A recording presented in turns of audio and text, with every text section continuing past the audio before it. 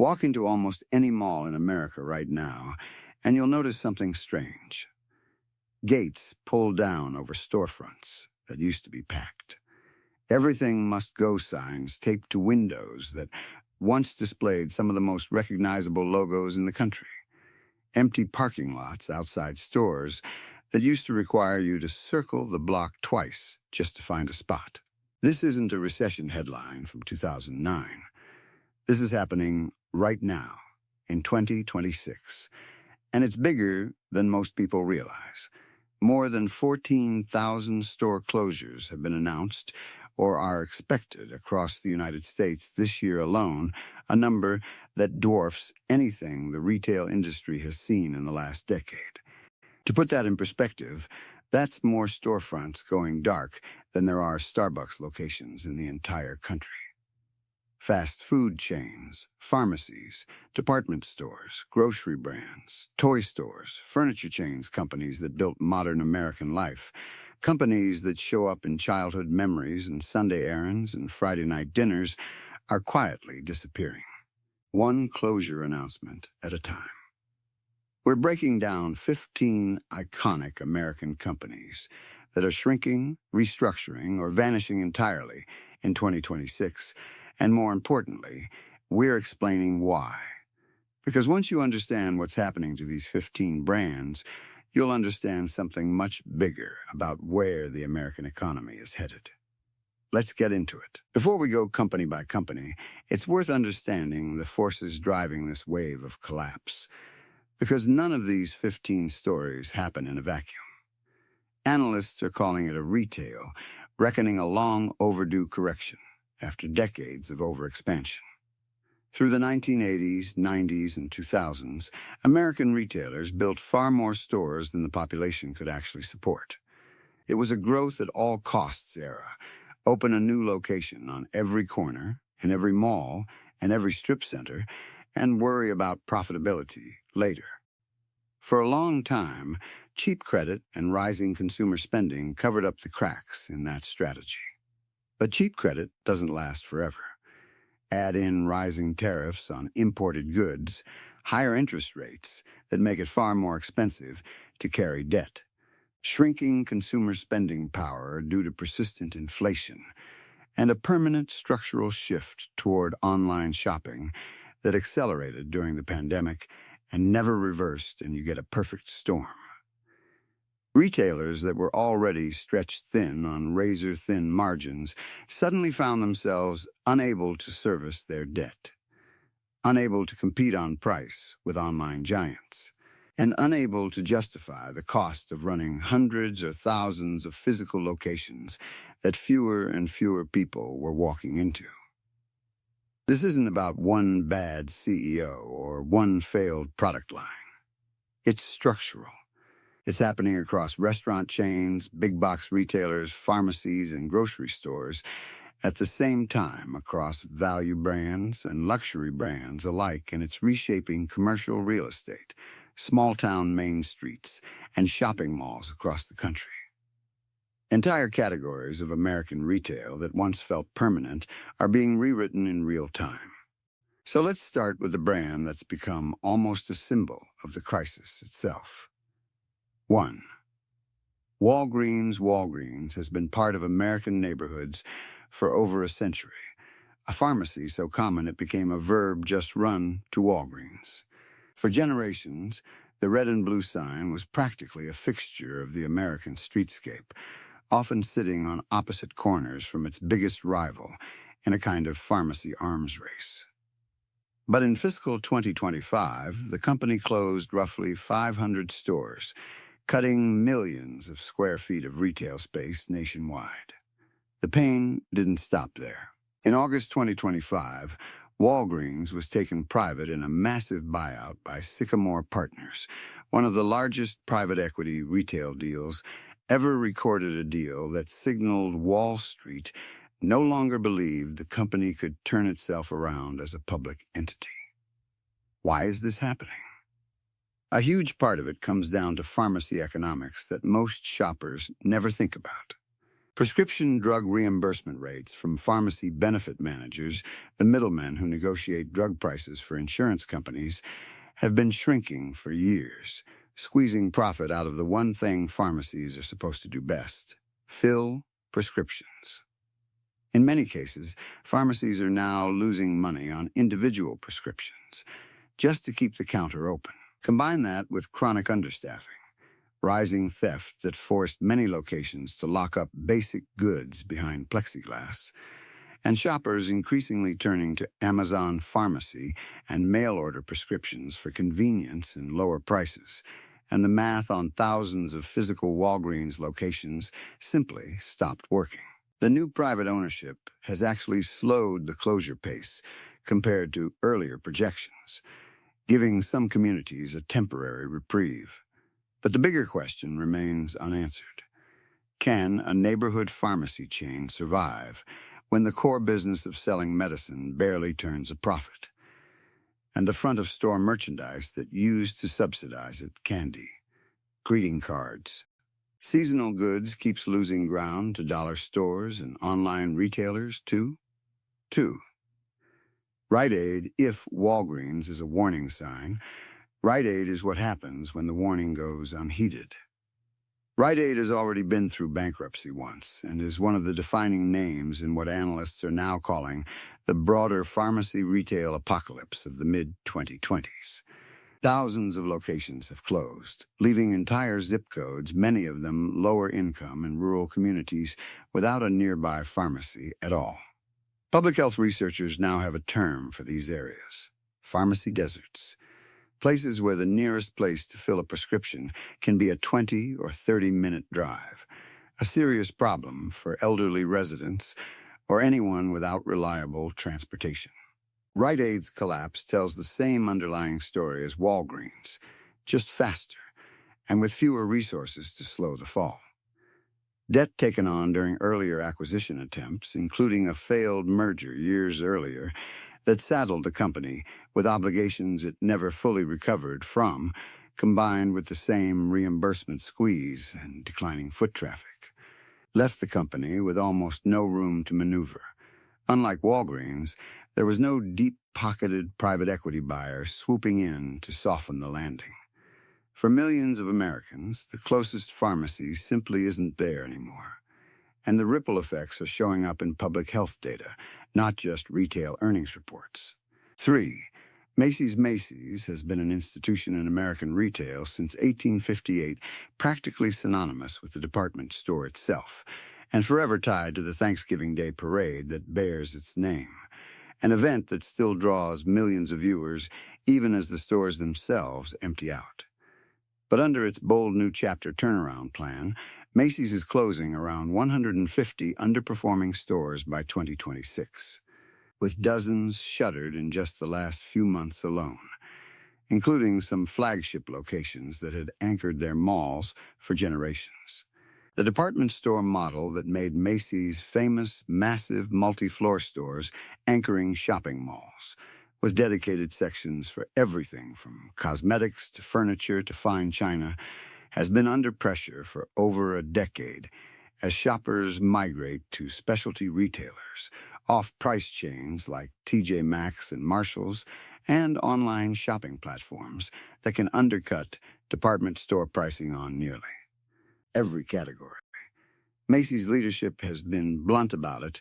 They're focused on consolidating around their strongest, most profitable locations, rather than trying to prop up every store in the portfolio. It's a strategy built on survival, not growth, and it says a lot about the future of the American mall, where the department store anchors that used to draw in foot traffic for every smaller retailer around them are quietly disappearing one by one.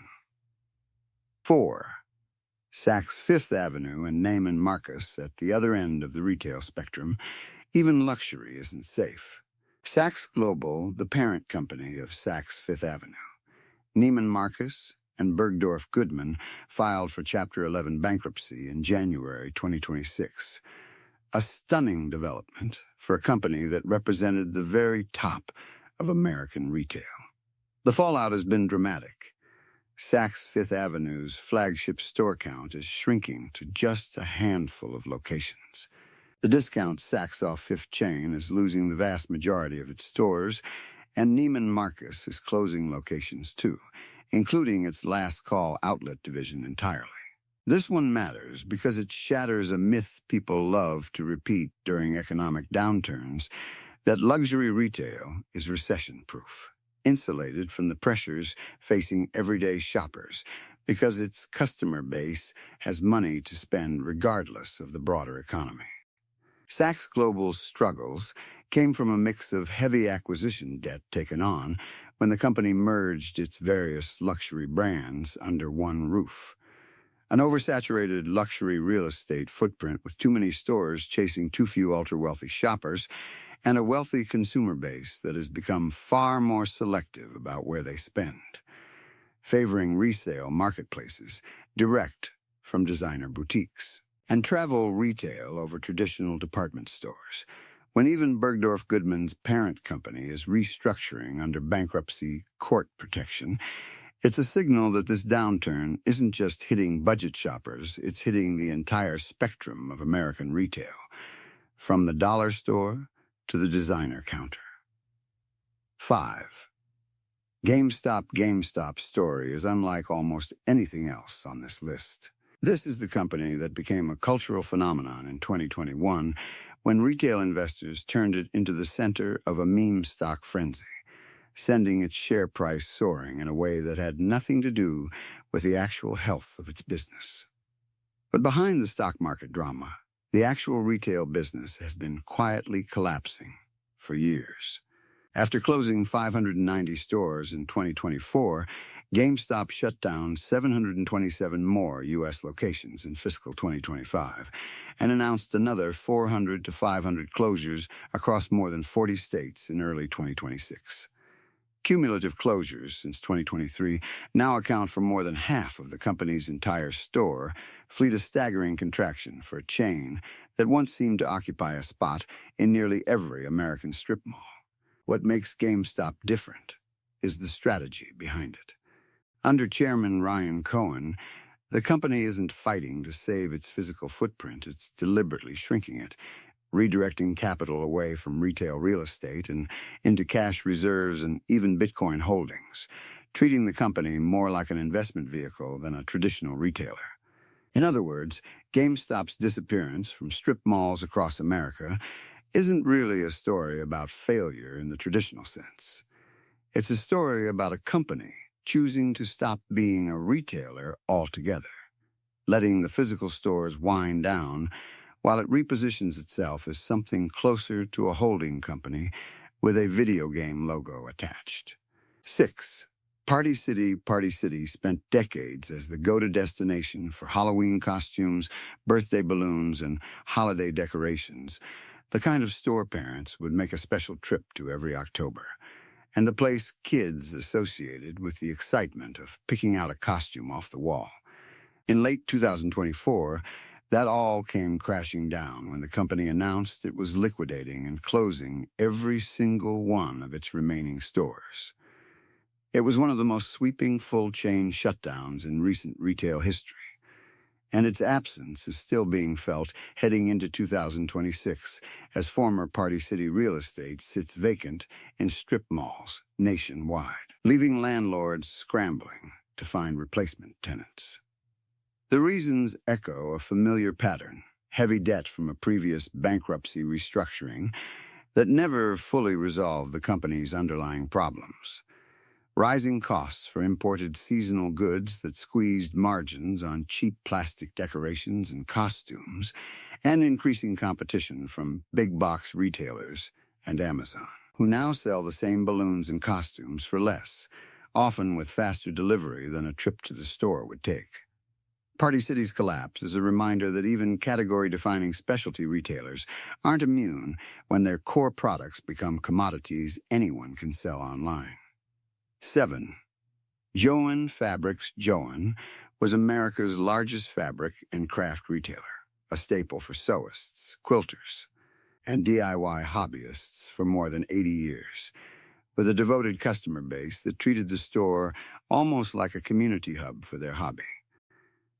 After filing for bankruptcy twice in less than 12 months, a rapid-fire collapse that stunned even industry observers, the company announced full liquidation, closing every remaining store. For many small towns, Joann wasn't just a craft store, it was one of the last big retail anchors keeping local shopping centers alive, and its closure left visible gaps in strip malls across the country. The collapse highlights a painful truth about specialty retail, niche hobbyist categories that once thrived in physical stores, where customers could touch fabric and compare colors in person, are increasingly served by online marketplaces offering far more selection at lower prices. When your core customer can find the same fabric, patterns, and supplies on a marketplace app for less with next-day delivery and reviews from other crafters, a chain of 800-plus physical stores becomes very hard to justify, no matter how loyal the customer base once was. 8. Forever 21 was once the fastest-growing mall retailer in America, defining an entire era of ultra-affordable, trend-driven fast fashion in the 2000s and 2010s. Its massive, multi-level stores were mall centerpieces, blasting music and packed with racks of $5 tops that let teenagers chase every passing trend without breaking the bank. After a first bankruptcy in 2019 that should have been a wake-up call, the brand limped forward, but by 2025, it was liquidating for good, closing its remaining stores across the country for the second and final time. The forces here are almost a case study in modern retail disruption. Forever 21's entire business model, cheap, trendy clothing sold in massive mall locations, got outcompeted from two directions at once: ultra-low-cost, overseas fast fashion apps offering even cheaper prices shipped directly to your door within days, and a broader decline in mall foot traffic overall as shoppers simply stopped making the trip. When your competitive advantage gets copied and undercut online by companies with even lower costs, the physical stores that built your brand become a liability instead of an asset, a drag of rent and staffing costs that no longer pays for itself. 9. Big Lots built its identity on closeout deals and discount overstock, a treasure hunt shopping experience for budget-conscious families who never quite knew what they'd find on a given trip, which was part of the appeal. But rising costs, supply chain disruptions that made sourcing discounted overstock harder and less predictable, and increased competition from dollar stores and off-price giants like TJ Maxx pushed the company into bankruptcy. And 2026 has continued to bring store closures as the brand tries to restructure under new ownership arrangements. It's a telling case, because you'd assume a discount retailer would thrive in an inflationary economy where shoppers are hunting for deals more aggressively than ever. Instead, Big Lots shows that even value retailers can get squeezed when their own costs rise faster than the deals they can pass on to customers. And when bigger, better capitalized competitors can simply out-discount them by absorbing losses that a smaller chain can't afford to match. 10. Cons built a business around furniture, appliances, and electronics, often marketed to shoppers who needed flexible financing to afford big-ticket purchases they couldn't pay for outright. In 2025, that business fully liquidated, closing every remaining store after decades of operations serving customers who relied on in-house credit that traditional lenders wouldn't extend. Cons' collapse points to a specific pressure point in this economy: consumer credit. As interest rates rose and household debt climbed to record levels, the financing-heavy business model that once made big appliances and furniture accessible to lower-income shoppers became far riskier, both for the company extending the credit and the customers taking it on. many of whom found themselves falling further behind on payments as their own budgets tightened. When your entire sales strategy depends on people being able to keep up with monthly payments, an economic squeeze hits twice as hard, hurting revenue and triggering defaults at the same time. 11. Express was a mall fashion staple for millennials, known for work-appropriate basics and going-out looks that defined a certain era of young professional style. The company went through bankruptcy, and while a new ownership group acquired a portion of the brand and kept some stores open, dozens of locations across the country closed for good, leaving the once familiar mall storefront noticeably scarcer. Express's near-collapse mirrors much of what's happened to mid-tier mall fashion, generally squeezed between fast fashion e-commerce on the affordable end, where shoppers can find similar styles for a fraction of the price, and elevated niche brands on the premium end that offer something Express couldn't easily replicate, with declining mall foot traffic, making the in-between space harder and harder to sustain for any retailer caught in the middle. 12. Eddie Bauer, the outdoor apparel brand beloved by hikers and campers for generations and once known for outfitting actual polar expeditions, filed for bankruptcy and moved to close all 175 of its remaining U.S. stores, shifting toward a leaner, more online-focused model that leadership hopes can preserve the brand even without a physical footprint. The pattern is consistent with much of this list: heavy competition from online outdoor retailers and direct-to-consumer brands that don't carry the overhead of physical stores. Combined with high debt loads from previous ownership changes that left little room for error, made the cost of running a large physical footprint unsustainable. Eddie Bauer isn't disappearing as a brand, entirely the name, and the products may well survive online, but its presence on Main Street, in the outdoor town shopping districts it once called home, is coming to an end. 13. Wendy's fast food was supposed to be the recession-proof category: cheap, fast, reliable, the last thing families would cut from the budget even in tough times. But Wendy's had a brutal stretch heading into 2026, reporting an 11.3% drop in same-store sales and an 8.3% decline in global system-wide sales in a single quarter. Numbers that shocked industry analysts who had assumed fast food was largely insulated from the broader retail downturn. In response, the company has been closing what it calls consistently underperforming restaurants as part of a strategy leadership refers to as system optimization, a corporate phrase for a very simple reality: some locations just aren't making money anymore. What's happening at Wendy's reflects a much bigger shift in fast food overall. Value-conscious consumers pushing back against years of price increases that made a quick, cheap meal feel far less cheap than it used to. Competition from grocery store prepared foods and meal kits that offer a comparable convenience at a lower price, and a general pullback in discretionary restaurant spending as household budgets tighten under persistent inflation. The category that was supposed to be immune to the downturn turned out to be just as exposed as everything else. 14. Pizza Hut and Papa John's, the pizza wars are getting brutal. Pizza Hut announced roughly 250 U.S. closures for the first half of 2026 alone, a sharp contraction for a brand that once seemed to have a location in every strip mall in the country. Papa John's followed with plans for around 300 North American closures, alongside a 7% corporate layoff that signaled trouble reaching well beyond the storefronts themselves. Both chains are fighting the same battle: intense competition from regional and independent pizza shops that have built loyal local followings, third-party delivery apps that have shifted customer loyalty away from the brand itself and onto the app, and rising delivery and labor costs eating into already thin margins on a product that's fundamentally cheap to make but expensive to deliver.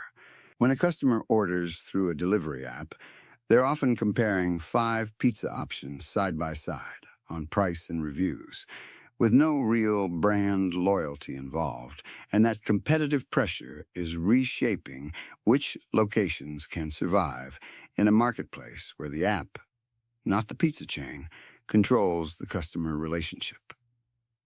15. Outback Steakhouse and Bloomin' Brands rounding out our list is Bloomin' Brands, the parent company behind Outback Steakhouse, Bonefish Grill, Carrabba's, and Fleming's, a portfolio of casual and upscale dining chains that once represented the reliable night-out option for millions of American families. The company closed 21 locations across those brands in a single wave, with dozens more non-renewals rolling through the rest of the decade as leases come up and leadership declines to sign new terms.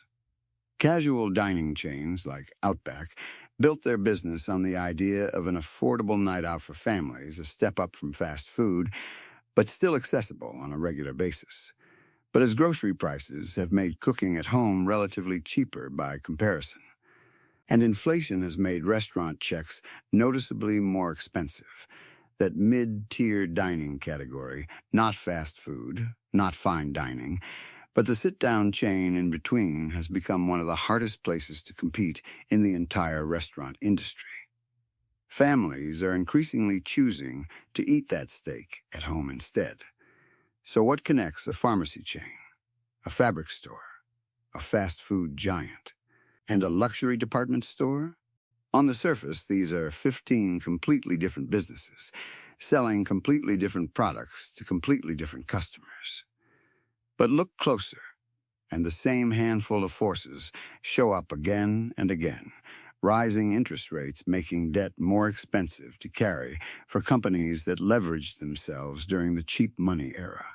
Tariffs pushing up the cost of goods across nearly every category of imported merchandise, inflation squeezing household budgets and forcing consumers to make harder choices about where their money goes, and a permanent shift toward e-commerce that physical retail hasn't fully adapted to, even after more than a decade of warning signs.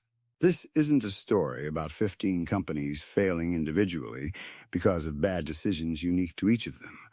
It's a story about an entire economic model built on cheap debt, endless expansion, and abundant consumer spending, running into a very different economic reality. One where all three of those assumptions have quietly stopped being true. Not every brand on this list is disappearing completely. Some are shrinking to survive, cutting their weakest locations to protect their strongest ones. Some are being taken private and restructured, given a second chance under new ownership with different priorities. A few, like GameStop, are choosing to walk away from retail on their own terms rather than fighting a losing battle. But all 15 tell us something about where the American economy is heading in 2026 and beyond, and about what the next version of American retail is going to look like once this contraction finally runs its course. Not every closure on this list means the end of the brand. Some are strategic retreats, not full collapses. And a few of these companies may look very different, but still be around in 5 years. But together, they paint a clear picture of an American retail and restaurant landscape going through its most dramatic contraction in decades, one storefront at a time. Which of these 15 companies surprised you the most? Did you grow up shopping at one of these stores, or working your first job behind one of these counters? Let us know in the comments below, and if you found this breakdown useful, subscribe for more deep dives into the companies and industries shaping the American economy.